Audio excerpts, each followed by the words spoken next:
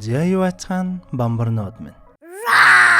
Америкийн алдартай аимшигын цуврал болох Final Destination-ы эхний 2 ангийг хэддийнэ оруулсан байгаа. Хэдхэн хоногийн дараа гарах шинэ анги болох Final Destination 6 буюу Bloodlines нэртэй киноноос өмнөх бүх ангийг нь оруулчихъя гэсэн чинь тоороо ажил төрлийн хажуугаар арай л амжихгүй шинжтэй байшаа. Гэхдээ яг нэх бодохгүй араас нь гэлцүүлээ явна. 2006 оны Final Destination 3 дугаар ангийг нь эхний ангитай ижилхэн алдар James Wong найруулсан ба IMDb дээр нэг тиймэрхүү дүүл буюу 5.8 он авч $25 сая бүтсэн бол нийт бараг $119 сая ашиг орлого олсон байдаг. Энэ анги дээр энэхүү цувралын хамгийн iconic үхлүүдийн нэг болох өнөө галзуу хулганы үхэл болон бие шарлахын аппаратны үхэл зэрэг гардаг бас л эвгүй анги байгаа да. Мэдээж тэгээд өмнөх ангиудыг нь үзчихэд ороод ирвэл илүү ойлгомжтой байх тул сувг руугаа ороод эцсийн зогсоолынхаа эхний 2 ангийг үзчихэд ороод ирээрэй гэж зөвлөе. Зяг тэгэхээр олон юм ярилхүү 2006 оны Final Destination 3 киноруугаа орцгоё.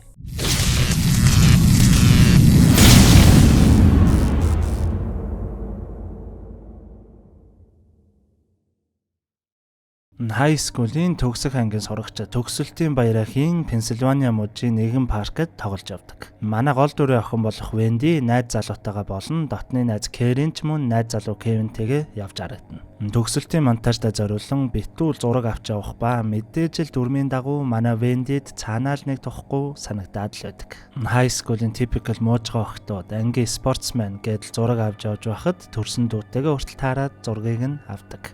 Яг галзуу болгонд суух үед манай Венди найз залуудаа би нэг л биш байна. Яг л нөгөө déjà vu шиг санагдаад байна гэхэд найз залуу нь бүх юм окей штэ бэб гэдэл найраад оруулдаг. Энэ үеэр хэдийнэ сургуулаа төгссөн нэгэн сайко нөхөр видео камер барин охтуудыг хоргож харагддаг. Манай хүн галзуу болгоноос их л айгаад байсан тул найзынхаа найз залуу болох Кевин би сайн анхаарад явъя гэд манай Вендитэй хамт суухаар болдог. Манай хоёр яг суух гэж байхад өнөө сайко нөхөр чинь муужгаа охтуудын ард суух гээд суудлыг нь булааснаар манай хоёр жаахан хоошоо суудал руу суухан тэр. Паркийн ажилтнч камера даалт хийхийг хэлж Кевиний гарт бох наалдан галзуу холгонч нэг эцэст нь хөдөлж эхлэхэд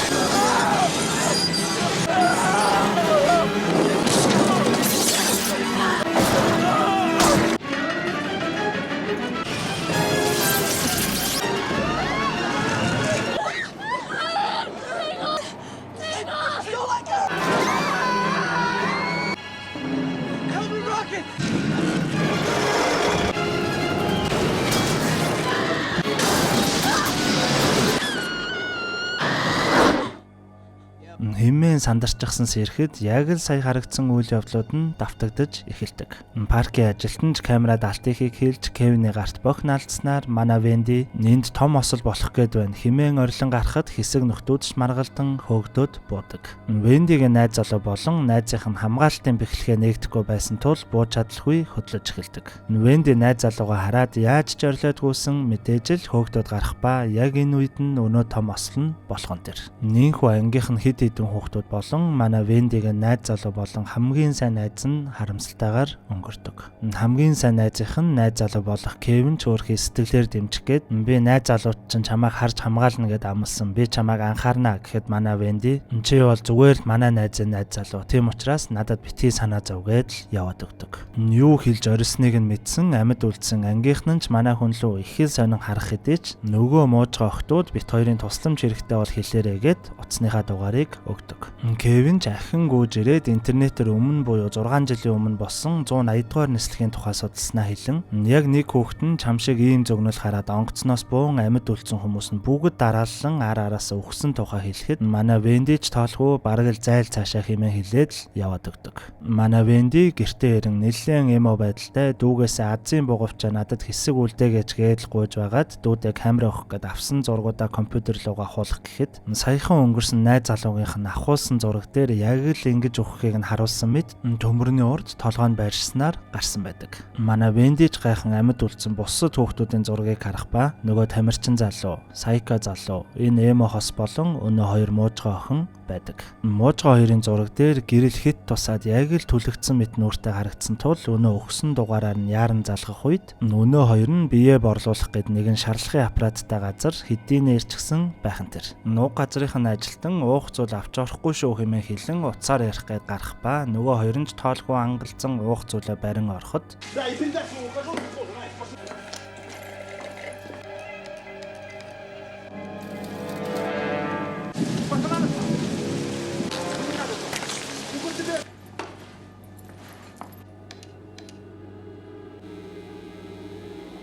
Brittany?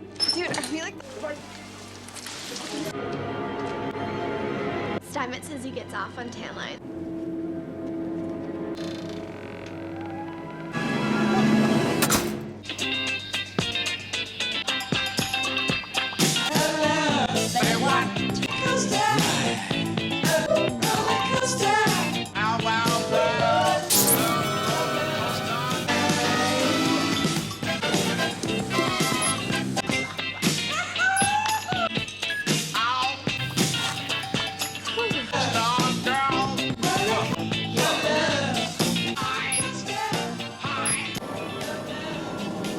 It's way too warm in here now, huh?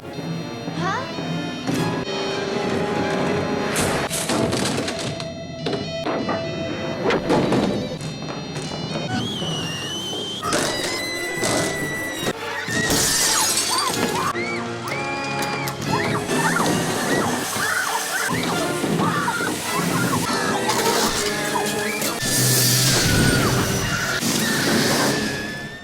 Муужгаа хоёр охины ч оршуулгын ажиллагаа болж манай Венди өнгөрсөн найзынхаа найз залуу болох Кевинийг дуудан чиний нөгөө хилээд байсан чинь үнэн юм шиг байна. Энийг хартаа хэмээн өөрөө авсан зургуудаа хэвлснийгээ үзүүлдэг. Ингэснээр манай хоёр ч энэхүү зөгнөл энтерт баарыг итгэн бусад хүмүүсийн зураг дээр яг юу гарсан тухай ярилцсангаа идэх юм авахар зогсдог. Гэтэл зураг авсан дарааллын дагуу өнөө Сайко нөхрийн зураг байх ба зурган дээр нь мессеж өгөхөөр юу байгааг хайж байтал What do you want?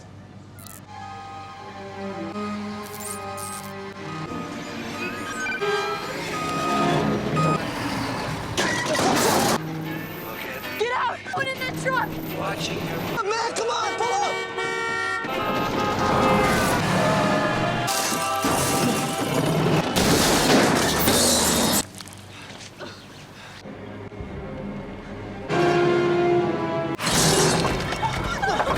Хөөрхий Сайка залуу яг урд нь машинтайгаа байсан байж таардаг. Sorry, дундуур нь гяс ганцхан юм ярьчаа. Тоороо нь ерөөсөө элдв рекламентэр автгүйг та хэд мэдж байгаа шүү дээ, тий. Гэхдээ тоороо нь энэ удаа яг өөрийнхөө шинээр эхлэх гэж байгаа нэг зүйлийг гяс рекламчаа. Болно үстэй. Blackpink-ийн Lisa-гаас ихсүүлэл нөгөө хаммог том одуудынх нь хаммог үнэтэй цүнхэн дээр энтер үүрээд байгаа нөгөө Cry Baby, Labubu энтергээд хөөрхөн тоглоомод байгаа шүү дээ. Эднэр нь гадуур битүү гулхүүд нь байгаа ч гэсэн тоороо нь хайсаар агаад яг оргийг нь аюулгүй боломжийн үнээр захиалгаа хийцэн байгаа шүү. Хүмүүсээс ямар ч захиалга энэ авч эхлэегүй дөнгөж аккаунтуудаа шинээр нээсэн тул та хэдтэй хамгийн түрүүнд болгож байгаа шүү. Зөвхөн энэ Labubu Cry Baby-гээр зогсохгүй цаашаага яг ориг гой тоглоомуудыг зөндөө оруулж ирэх тул иймэрхүү юм сонирхолтой манай бамбарнууд мэдээж ороод лайк фоллоу дараад байж байгаарай. Яг тэгэхээр кинонда буцаад орцгоё.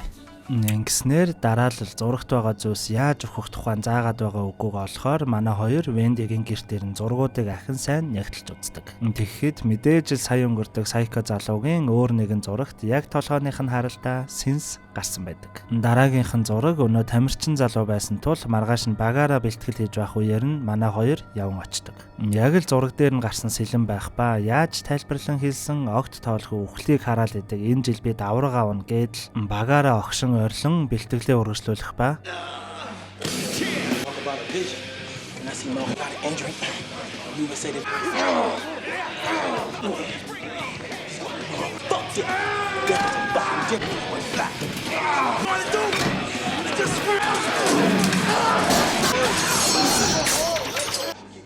what I tell you, Kevin, huh?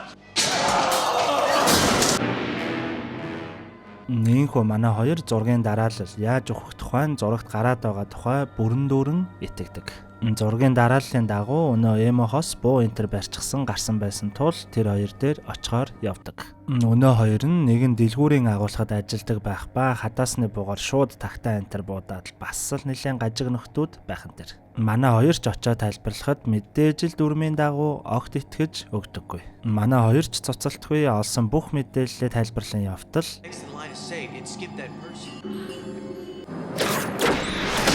Wendy never had that premonition and none of us had Oh, yeah. You know, why does this make sense?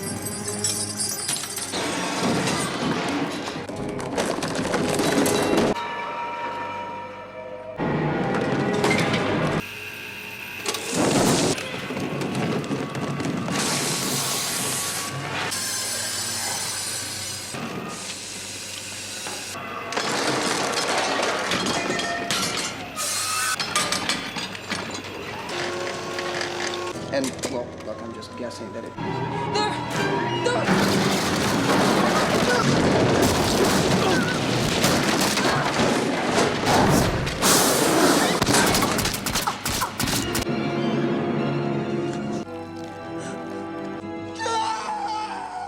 Манай хоёр ч айж байсан хэдий ч хальт салан манай Венди гэртээ ирэн байж байтал нэгэн зураг дээр дүүгийнх нь өнөө азын бугуувч байгааг олж хардаг. Өөрөөр хэлбэл өөрийнх нь хамгийн анх харсан зөгнөлт галзуу уулганд дүүн байсан ба өөрийг нь буухад дагаад буусан байдаг. Манай Венди сандран Кевин руу залгаад нэгт манай дүү тэр галзуу уулганд байсан байна хэмээн хэлэн мөн чиний зураг дээр нүүрэн дээр чинь хит их гэрэл туссан байна хэмээн хэлдэг. Яг энэ үед нь Кевин бөөн тесэрч дэлбэрдэг салют энтер болчихсон нэгэн арга хэмжээнд хамгаалагчаар ажиллаж байдаг. Венди сандран шууд тэр арга хэмжээ рүү явхаар болдог. Манай Вендигийн дүү тэр арга хэмжээнд нь хэдийнэ оччихсан байх ба Кевин ч шууд очоод чи аюулд байна хэмээн хэлтэл мэдээж л өнөөх нь огт тоохгүй цаашаага яваад л өгнө. Венди ч яаран дөнгөж иртэл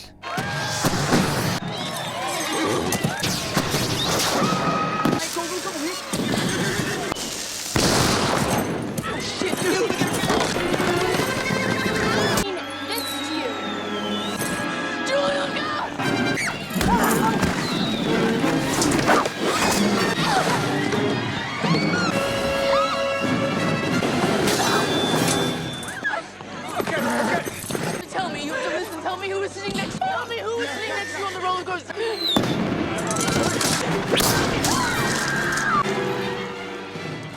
Энэ удаад өхөх хүн нь энэ дүүгийнх нь найз байсан байж таардаг.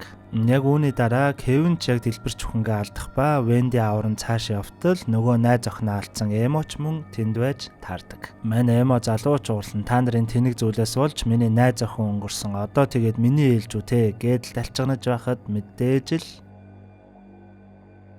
Нийнхүү 5 сарын дараа манай үлдсэн гурав маань үхлийг даван гарчихсан гэдэг их л тайван амьдарч байх ба манай Венди ажлаа таран метронд явж байхад гинтэл өмнөх зөөсүүд нь санагдсанаар айн буух буудал дээр буулгүй метронд үлддэг. Нэг л сандран гайхан суутал метрон доторх сурталчилгааны самбарнууд дээр Сайко гарын гадаа нүхдэг хоолны газар. Эмо хосын эмэгтэйгийнх нь нүхдэг барилгын материалын дийлхүүр. Муужгаа хоёрын нүхдэг бие шаарлахын газрын зургууд харагдах ба яг өөрийнх нь дээр нь нүхлээс болон татвараас зогтох боломжгүй хэмээн бичсэн санхүүгийн үйлчилгээний сурталчилгаа байх нь тэр. Манай Вендиш дараагийн буудлын дээр буух гэтэл дүү нөөдөөс нь орж ирснээр буулгүй үлддэг. Дүүдээ өөрийгөө элдв зүйл хараад нэг л биш байгаагаа хэлэхэд дүү нөөдөөс нь одоо бүх зүйл дууссан. Кевин гуруулаа үхлийг хуурч чадсан хэмээн их л бардам хэлхэн тэр. Гэтэл гинтэл метроны болонд Кевин сууж байхыг олж харах ба нэгэн балаа харах тогны утас маслуулж метроны зам огцсон мэрэгснэр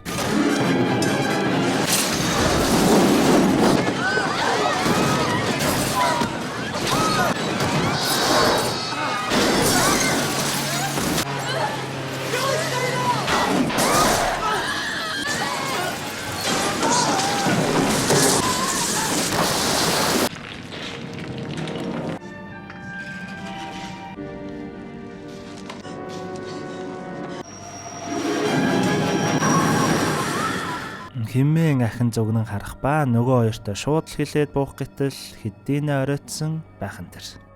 Яа бас л эвгүй анги шүү те. За тэгээд энэ болтол үзсэн бүх бамбарнуудаа баярлаа. Дараагийн анги удахгүй орох тул юу ихэ мэдж байгаа штэ те. Саба дараа л сүсэглээ байж байгаарай.